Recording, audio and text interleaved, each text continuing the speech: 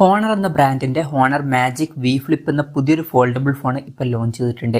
ഈ ഒരു വീഡിയോയിൽ നമ്മൾ നോക്കാൻ പോകുന്നത് ഹോണർ മാജിക് വി ഫ്ലിപ്പ് എന്ന ഫോൾഡബിൾ ഫോണിനെ പറ്റിയിട്ടാണ്.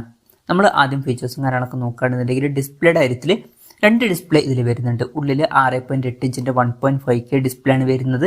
OLED പാനലാണ് ഇതിൽ ഉപയോഗിച്ചിരിക്കുന്നത്. പിന്നെ LTPO എന്നുള്ള ഫീച്ചർ ഇതിൽ സപ്പോർട്ട് ചെയ്യുന്നുണ്ട്. അതായത് റിഫ്രഷ് റേറ്റ് 1 ഹെർട്സിന്റെയും 120 ഹെർട്സിന്റെയും ഇടയിലായിട്ട് അഡ്ജസ്റ്റ് ചെയ്യാൻ കഴിയുന്നതായിരിക്കും. മാക്സിമം 120 ഹെർട്സിന്റെ റിഫ്രഷ് റേറ്റ് ആണ് ഇതിൽ സപ്പോർട്ട് ചെയ്യുന്നത്. പിന്നെ ഇതിൽ ഡോൾബി വിഷന്റെ സപ്പോർട്ടും കാര്യങ്ങളൊക്കെ വരുന്നുണ്ട്. എടുത്തു പറയേണ്ട ഒരു കാര്യം, ഈ ഒരു ഡിസ്പ്ലേ ഫോൾഡ് ചെയ്യാൻ പറ്റുന്നതായിരിക്കും. പഞ്ചോൾ ഡിസൈൻ ആണ് ഇതിൽ വരുന്നത്. പഞ്ചോൾ വരുന്നത് ടോപ്പ് സെന്റർ ഭാഗത്തായിട്ടാണ്. പിന്നെ ഈ ഒരു ഡിസ്പ്ലേയുടെ പീക്ക് ബ്രൈറ്റ്നസ് വരുന്നത് 3000 നിറ്റ്സ് ആണ്. പിന്നെ പുറത്തും ഒരു ഡിസ്പ്ലേ വരുന്നുണ്ട്. പുറത്ത് അത്യാവശ്യം വലിയ 4 ഇഞ്ചിന്റെ ഒരു ഡിസ്പ്ലേ വരുന്നുണ്ട്. ഇപ്പം മറ്റ് ഫോൾഡബിൾ ഫോൺസ് ആയിട്ട് കമ്പയർ ചെയ്യുകയാണെന്നുണ്ടെങ്കിൽ ഇത് അത്യാവശ്യം വലിയ ഡിസ്പ്ലേ സൈസ് ഒക്കെ തന്നെയാണ്. OLED പാനലാണ് ഇതിൽ ഉപയോഗിച്ചിരിക്കുന്നത്. LTPO എന്നുള്ള ഫീച്ചർ ഇതിലും സപ്പോർട്ട് ചെയ്യുന്നുണ്ട്. 120 ഹെർട്സിന്റെ റിഫ്രഷ് റേറ്റ് ആണ് ഇതിൽ മാക്സിമം സപ്പോർട്ട് ചെയ്യുന്നത്. ഏകദേശം 85% സ്ക്രീൻ ടു ബോഡി റേഷ്യോ ഒക്കെ ഇതിൽ വരുന്നുണ്ട്. ഇതിലും ഡോൾബി വിഷന്റെ സപ്പോർട്ടും കാര്യങ്ങളൊക്കെ വരുന്നുണ്ട്. പിന്നെ പീക്ക് ബ്രൈറ്റ്നസ് വരുന്നത് 2500 നിറ്റ്സ് വരെയാണ്. ഈ ഒരു ഡിസ്പ്ലേയിൽ 2160 ഹെർട്സിന്റെ PWM ഡിമ്മിംഗ് എന്നുള്ള ഫീച്ചറും കാര്യങ്ങളൊക്കെ സപ്പോർട്ട് ചെയ്യുന്നുണ്ട്. അപ്പം അത്യാവശ്യം നല്ല ഡിസ്പ്ലേ ഫീച്ചേഴ്സും കാര്യങ്ങളൊക്കെ ഈ ഫോണിൽ വരുന്നുണ്ട് എന്ന് തന്നെ പറയാവുന്നതാണ്. Side mounted finger print sensor ഇതിൽ കൊടുത്തിട്ടുണ്ട്. പിന്നെ ഈ ഒരു ഫോൺ ഓപ്പൺ ചെയ്തു വെക്കുന്ന സമയത്ത് തിക്നെസ് വരുന്നത് 7.15 mm ആണ്. ക്ലോസ് ചെയ്തു വെക്കുന്ന സമയത്ത് തിക്നെസ് വരുന്നത് 14.89 mm ആണ്. പിന്നെ 5 സ്റ്റാർ SGS സർട്ടിഫിക്കേഷനും കാര്യങ്ങളൊക്കെ ലഭിച്ചിട്ടുണ്ട്. നല്ലൊരു കാര്യം തന്നെയാണ്. അത്ര പെട്ടെന്ന് ഫോൺ പൊട്ടാൻ ചാൻസ് ഇല്ല. പ്രോസസ്സറിന്റെ കാര്യത്തിലോട്ട് വരികയാണെന്നുണ്ടെങ്കിൽ സ്നാപ്ഡ്രാഗൺ 8+ Gen 1 എന്ന പ്രോസസ്സർ ഇതിൽ കൊടുത്തിട്ടുണ്ട്. ഇത് ലേറ്റസ്റ്റ് ആയിട്ടുള്ള ഫ്ലാഗ്ഷിപ്പ് പ്രോസസ്സർ ഒന്നുമില്ല, കുറച്ച് മുമ്പുള്ള ഫ്ലാഗ്ഷിപ്പ് പ്രോസസ്സറാണ്. പിന്നെ ഈ ഫോൺ 57,600 രൂപ പ്രൈസ് റേഞ്ചിലാണ് വരുന്നത്.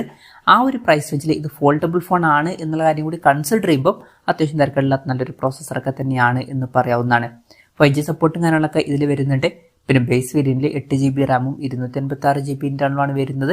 12GB റാമും 512GB ഇന്റേണലുമായിട്ട് വരുന്ന വെർഷനും 16GB റാമും 1TB ഇന്റേണലുമായിട്ട് വരുന്ന ഒരു വെർഷനും വരുന്നുണ്ട്. പിന്നെ ഫോൺ വെട്ടം നീറ്റാതിരിക്കാൻ വേണ്ടിയിട്ട് ultra thin liquid cooling system ഇതിൽ കൊടുത്തിട്ടുണ്ട്. ആൻഡ്രോയിഡ് 14 ബേസ് ആയിട്ടുള്ള മാജിക് OS സോഫ്റ്റ്വെയർ ആണ് ഇതിൽ വരുന്നത്.